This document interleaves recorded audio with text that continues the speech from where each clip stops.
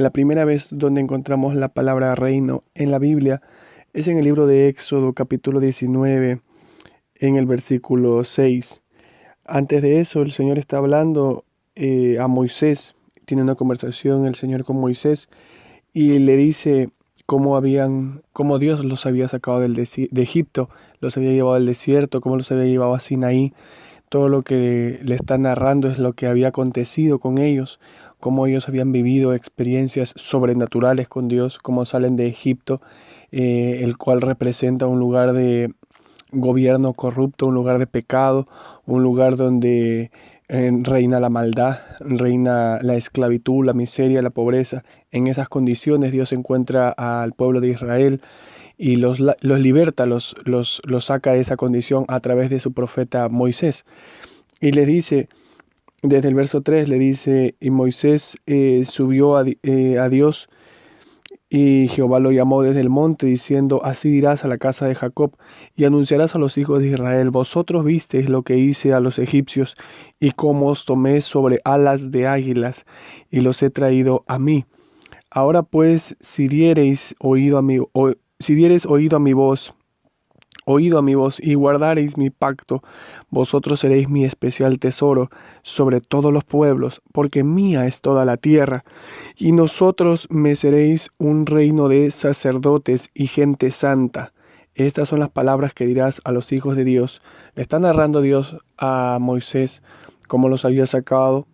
y toma la figura de haberlos sacado como alas de águila. Le dice, ¿y cómo os tomé sobre alas de águila? Esto quiere decir que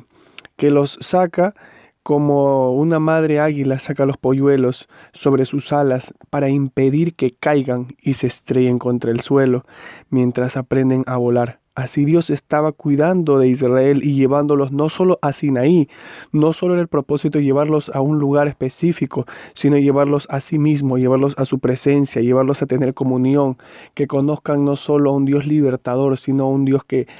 se quería revelar como un todo para ellos, como un Padre, como, eh, como la respuesta a todo lo que ellos necesitaban para que puedan alcanzar su destino, su propósito, salgan de esa tierra de corrupción y entren, ¿a dónde entren? Al reino de Dios, al gobierno de Dios. Eh, el reino de Dios significa eso, el gobierno absoluto de Dios, un reino donde Él es soberano, hace lo que quiere, con quien quiere, como quiere y cuando Él quiere. En los evangelios encontramos bastantes pasajes donde Jesús está hablando del reino, habla que el reino de Dios no se trata de bebida ni de comida, que el reino de Dios se ha acercado. Fue el primer mensaje de Jesús, que se arrepientan, que el reino de Dios se había acercado. Se habla muchísimo del reino, pero la primera vez donde aparece la palabra reino en la Biblia es en el libro de Éxodo, donde Dios llama a la gente, a su pueblo, a que escuchen su voz, a que guarden sus mandamientos, que eran un especial tesoro para Dios y que ellos tenían el llamado a ser gente santa, a ser gente apartada para Dios, porque Dios quería hacerlos un reino de sacerdotes, un gobierno de sacerdotes, gente que ministre la naturaleza de Dios, gente que ministre la semejanza de Dios, gente que actúe en fe, que actúe conforme a la palabra, que impartan el corazón y la mente de Dios, que den a otros los pensamientos que Dios tenía, que den a otros los anhelos, el propósito, el plan que Dios tenía, que muestren a otros el gobierno, que ellos eran llamados a ser sacerdotes. Desde siempre, desde ese momento Dios los liberta para llevarlos a reinar, para que ellos tengan una posición de reyes, para que ellos puedan ser los que ministren, para que ellos puedan ser los que actúen conforme Dios actuaría, para que ellos representen a Dios, sean ellos una embajada, una extensión de Dios, porque por cuanto ellos conozcan la palabra, por cuanto sean obedientes, fluyan a través de eso.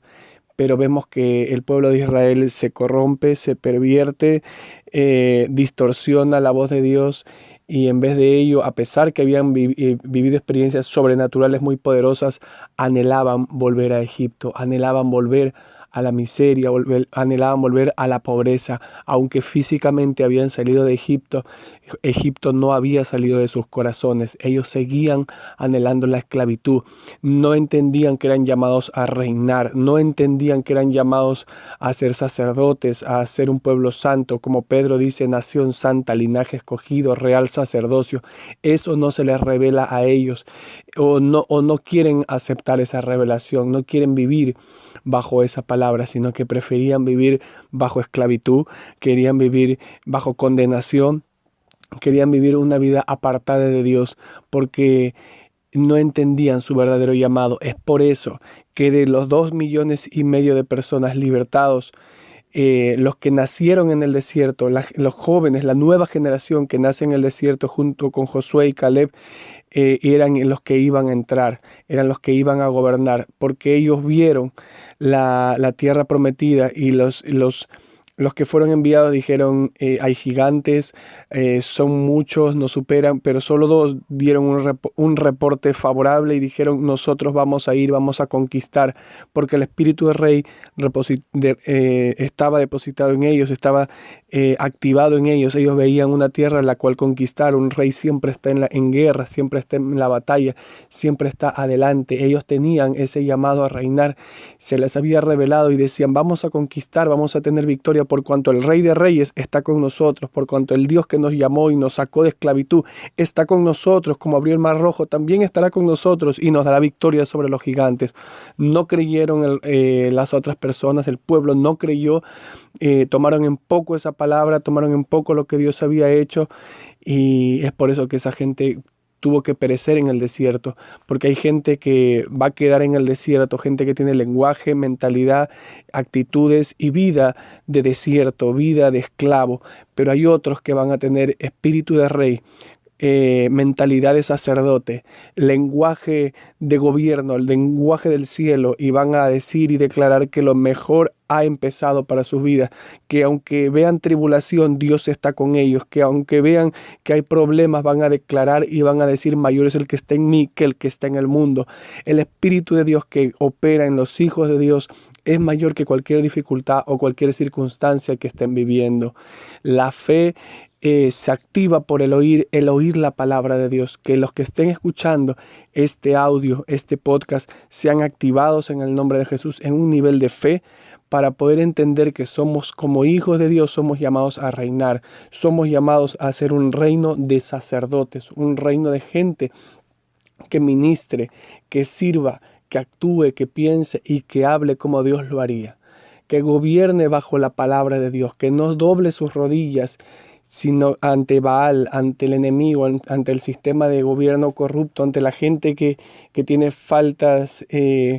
expectativas o no tiene expectativas, gente que no tiene fe. Con esa gente nosotros no podemos caminar y conquistar, sino rodearnos de gente que tiene el mismo lenguaje, la misma naturaleza, el mismo espíritu, para ir y conquistar la tierra que Dios nos ha dado. Es mi oración que reciban ese aumento de fe, que puedan conquistar más allá de lo que sus ojos están viendo, que puedan ir en pos de esos sueños grandes que Dios depositó dentro de ustedes, y que se despierten ustedes el espíritu de rey, el espíritu de sacerdote, para ir y ser extensión de Dios, ser extensión de su gobierno, ser extensión de su llamado, no solo dentro de la iglesia, sino en los lugares de gobierno, en los lugares, en la ciudad, en los distintos lugares donde Dios los ha puesto a trabajar, a servir. Y ese es el centro de adoración, donde uno tiene que reflejar lo que dentro del templo uno aprende. Allá afuera uno tiene que ir y mostrar la naturaleza de rey, la naturaleza de sacerdote. Es mi oración que puedan ministrar, puedan servir y puedan actuar conforme a ese reino de sacerdotes al cual hemos sido nosotros también llamados a ser parte. En el nombre de Jesús. Amén.